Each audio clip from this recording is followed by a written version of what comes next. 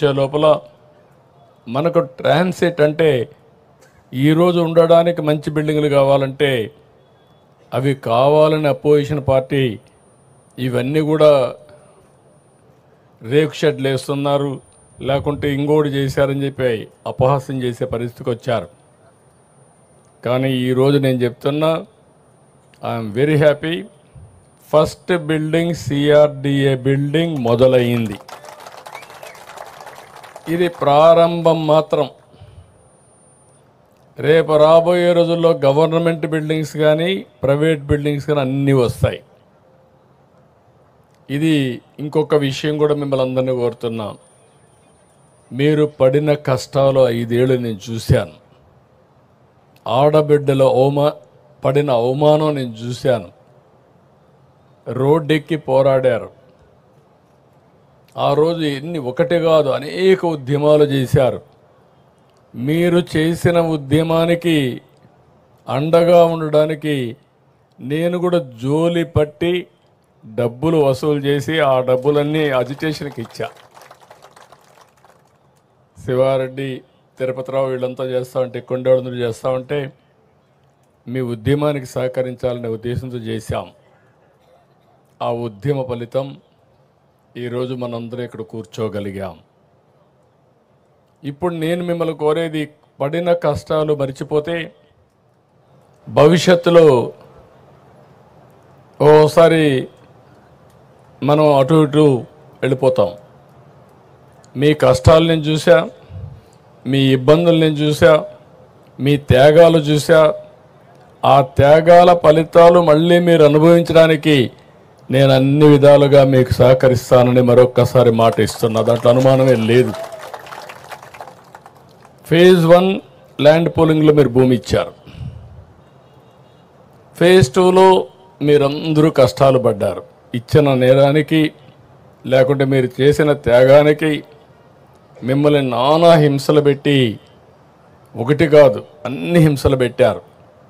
వాళ్ళ అక్కస్ ఎంతవరకు ఉందంటే, కడాన మొన్న కూడా మీరు చూస్తే రాజధాని ప్రాంతం వేశ్యల ప్రాంతం అని మాట్లాడే పరిస్థితికి వచ్చారు. రాజధాని ఎక్కడుంది, ఇది ఒక ఎడారని మాట్లాడారు. రాజధాని ఎక్కడుంది, ఇది ఒక శ్మశానం అని మాట్లాడారు. ప్రతి ఒక్క వ్యక్తి ఉండే వాళ్ళల్లో మీ మైండ్లో అది ఉండాలి, మీ మనసులో అది ఉండాలి. ఉండి ఈ ఐకమత్యం దేనికి కాదు.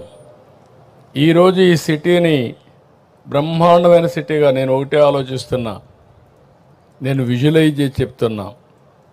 ఇంత మంచి సిటీ, ఇంత మంచి ప్రాంతం ఎక్కడా ఉండదు.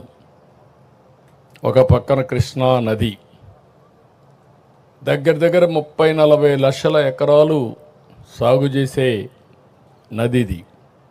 గోదావరి కృష్ణా అనుసంధానమైంది. రేపు రాష్ట్రంలో నదులన్నీ అనుసంధానం అయితే ఇక్కడి నుంచే నీళ్లు వెళుతాయి. Fresh water. ఏ సిటీ కూడా లేదు భారతదేశంలో ఇలాంటి సిటీ. భారతదేశంలోనే కాదు, ప్రపంచంలో ఎక్కడా లేనటువంటి సిటీ ఈ అమరావతి అని చెప్పి కూడా నేను మీకు తెలియజేస్తున్నా. రెండోది, బంగారు పండించే భూములు ఇవి. మంచి గ్రీనరీ వస్తుంది. చెట్టు పెడితే చెట్టు బ్రహ్మాండంగా వస్తుంది. అలాంటి భూమిలో చెట్లు పెడితే ఇంక మీకు గ్రీనరీకి కొరత ఉండదు. అంటే ఒక పక్క బ్లూ, ఒక పక్క గ్రీన్. మూడోది, కొత్త టెక్నాలజీ వచ్చింది, గ్రీన్ ఎనర్జీ వచ్చింది. ఇప్పుడు అక్కడ వెహికల్స్ అన్నీ పెట్టారు. సైకిల్ దగ్గర నుంచి ప్రతి ఒక్కటి కూడా ఎలక్ట్రిసిటీతో నడుస్తున్నాయి. ఇక్కడ సోలార్ వచ్చింది, ఇంటిపైనే సోలార్ పెట్టుకునే పరిస్థితికి వచ్చాం. ఇంకొక పక్కన రాష్ట్రంలో గ్రీన్ హైడ్రోజన్కి వెళ్తున్నాం. అంటే ఈ ప్రాంతంలో పొల్యూషన్ లేకుండా చేయడానికి ఏమేం చేయాలో అవన్నీ చేస్తున్నాం. ఇంకొక పక్క హైదరాబాద్ నగరాన్ని నేను చూసి అన్ని నగరాలు చూస్తున్నాం. చేసినప్పుడు రోడ్డు మీదనే, రోడ్డు కిందనే పైపులు వేస్తారు. ఓసారి అది పగిలితే రోడ్డు అంతా కూడా మురికి నీరు బారుతూ ఉంటుంది. అది హైదరాబాద్లో చూసా, బాంబేలో చూసా, బెంగళూరులో చూసా, ఎవ్రీవేర్ చూసా. ఈ అనుభవాలు చూసిన తర్వాత ఫస్ట్ టైం యూటిలిటీస్ అన్నిటికీ సర్వీస్ డక్ట్లు పెట్టేసి, ఏది కూడా పైపులు రిపేర్ చేసే పని లేకుండా ఫ్లడ్ వాటర్ మొదలుకొని, వరద నీరు మొదలుకొని, మురుగునీరు మొదలుకొని, కేబుల్స్ మొదలుకొని, కరెంట్ మొదలుకొని, కడాన డిస్ట్రిక్ట్ కూలింగ్ అని పెట్టి ఏసీ కూడా ఇంటి దగ్గరికి తీసుకొచ్చి ఇచ్చే విధంగా, ఆఫీస్ దగ్గర తీసుకొచ్చే విధంగా ఏర్పాటు చేసే పరిస్థితికి వచ్చాం. ఇది ఎక్కడ ఏ సిటీకి లేదు. అందుకే నేను చెప్పా ఇది ఒక గ్రీన్ సిటీ అని. కొంతమంది ఇప్పుడు కూడా మాట్లాడుతున్నారు, ఇక్కడ రైతాంగం త్యాగం చేశారు.